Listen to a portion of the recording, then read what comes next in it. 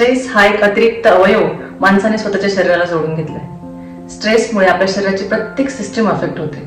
Stress आपल्या शरीराला कसा अफेक्ट करतो आणि किती घातक परिणाम करतो हे आपण मागच्या व्हिडिओमध्ये पाहिलं. आज आपण पाहणार आहोत स्ट्रेस मॅनेजमेंट. स्ट्रेस मॅनेजमेंटची सर्वात पहिली स्टेप, आपल्याला खरंच स्ट्रेस येतोय का आणि येतोय तर कसला, हे दोन प्रश्न स्वतःला विचारा. कारण जोपर्यंत आपल्याला आपले स्ट्रेस फॅक्टर समजत नाही, आपण आपले स्ट्रेस फॅक्टर बाजूला करत नाही, तोपर्यंत आपण किती ध्यान लावलं, किती योगा मेडिटेशन केलं तरी आपला स्ट्रेस कमी होणार नाही. सर्वात आधी आपल्याला आपले स्ट्रेस फॅक्टर समजून घ्यावे लागतील. आपले स्ट्रेसच बाजूला करावे लागतील, त्यावर वर्कआउट करावं लागेल, तेव्हा आपला स्ट्रेस कमी होईल. स्ट्रेस निर्माण करणारे दोन मेन फॅक्टर आहेत. सर्वात पहिला इंटरनल फॅक्टर म्हणजे आपण स्वतः, आणि दुसरा एक्सटर्नल फॅक्टर म्हणजे बाहेरील घटक. आज आपण एक्सटर्नल फॅक्टर बद्दल चर्चा करणार आहोत. तर सर्वात पहिला कॉमन एक्सटर्नल फॅक्टर ज्याने सहज तणाव निर्माण होतो तो म्हणजे एम फॅक्टर, मनी फॅक्टर. सकाळी उठल्यापासून रात्रीपर्यंत प्रत्येक बारीक सारीक गोष्टीत आपल्याला पैसा लागतो. उठून ब्रश करायचं म्हटलं तरी टूथपेस्ट टूथब्रश साठी आपल्याला पैसा लागतो. आंघोळीसाठी गिझर ऑन केलं तरी मीटर सुरू होतं. नाश्ता करायचा तरी गॅससाठी, किराणा सामानासाठी पैसा लागतो. प्यायच्या पाण्याचा सुद्धा आपल्याला आधी टॅक्स भरावा लागतो. प्रत्येक ठिकाणी पैसा लागतो. मग ज्याच्याकडे पैसा नाही त्याला किती स्ट्रेस आहे. आता मी तुम्हाला हे तर नाही सांगू शकत की पैसा कसा कमवायचा, पण एक सोपं इक्वेशन मी नक्कीच सांगू शकते. पैसा हा एक स्ट्रेस फॅक्टर आहे आणि तो ओव्हरकम करण्यासाठी money expenditure should be less than money income. आपला खर्च हा आपल्या इन्कम पेक्षा कमी ठेवला तर पैशाचा स्ट्रेस बऱ्यापैकी कमी होऊ शकतो. आपल्या नीड आणि आपल्या डिमांड यातला फरक आपल्याला ओळखता आला पाहिजे. आपण मॉलमध्ये जातो 10 वस्तूंची लिस्ट घेऊन, आपण घेऊन येतो 20 वस्तू. वरच्या 10 वस्तू आपण आवडल्या म्हणून घेऊन आलो. वस्तू डिस्प्लेला लावणं ही त्यांची स्ट्रॅटेजी होती. आपण आपली स्ट्रॅटेजी घरातूनच जर ठरवून गेलो तर पैशाचा स्ट्रेस बऱ्यापैकी कमी होऊ शकतो.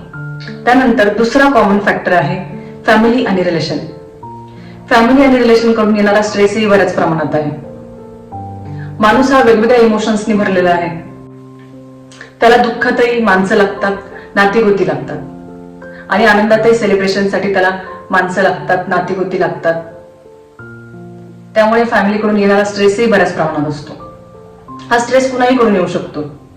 आई वडिलांकडून मुलांना येऊ शकतो, मुलांकडून आई वडिलांना येऊ शकतो, बायकोकडून नवऱ्याला येऊ शकतो, नवऱ्याकडून बायकोला येऊ शकतो, मित्रमैत्रिणी, नातेवाईक, कुणाही कडून हा स्ट्रेस येऊ शकतो. काही तत्व जर आपण शिकून घेतली तर हा फॅमिलीकडून येणारा स्ट्रेसही आपण एलिमिनेट करू शकतो. सर्वात पहिलं तत्व रिस्पेक्ट. साधी शब्दरचना जरी चुकली किंवा वाक्यरचना जरी चुकली तरी रिस्पेक्टचा डिसरिस्पेक्ट होतो. लहान मुलांशी बोलताना सुद्धा आपण नीट रिस्पेक्ट देऊन नाही बोललो तर तेही आपल्याला प्रत्युत्तर करतात. रिस्पेक्ट हा एक गिव्ह अँड टेकचा फॉर्म्युला. दुसरं तत्व मॅच्युरिटी.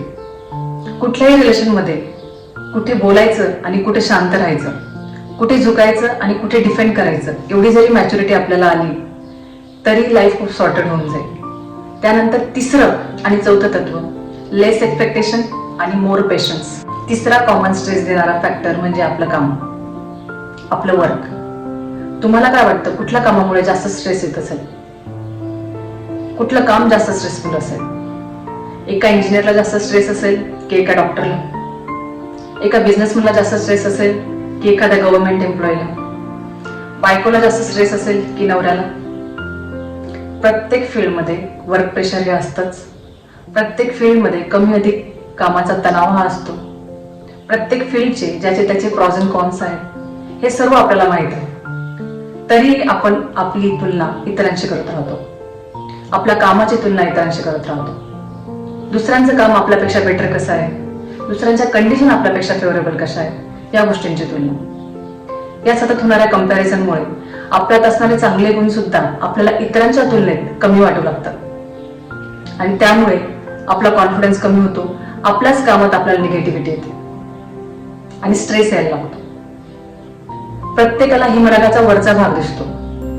हिमनगाच्या खालच्या भागात डेडिकेशन, कन्सिस्टन्सी, फेल्युअर, परसिस्टन्स, सॅक्रिफाईस हे सगळं दडलेलं असतं आणि आपल्याला दिसतं ते फक्त सक्सेस.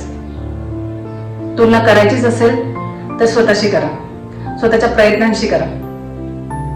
थंब रूल एकच आहे, आपल्या कामात आनंद शोधा, आपल्या कामात समाधान शोधा आणि आपलं काम एन्जॉय करा. आज आपण चर्चा केली तणाव निर्माण करणाऱ्या कॉमन एक्सटर्नल फॅक्टर बद्दल. याचा एकूण तणाव निर्मितीमध्ये फक्त 10% वाटा असतो. 90% वाटा हा इंटरनल फॅक्टरचा असतो, म्हणजे आपण स्वतः. त्याबद्दल चर्चा आपण पुढच्या व्हिडिओमध्ये करणार आहोत. तोपर्यंत take care, be healthy, be happy. Thank you.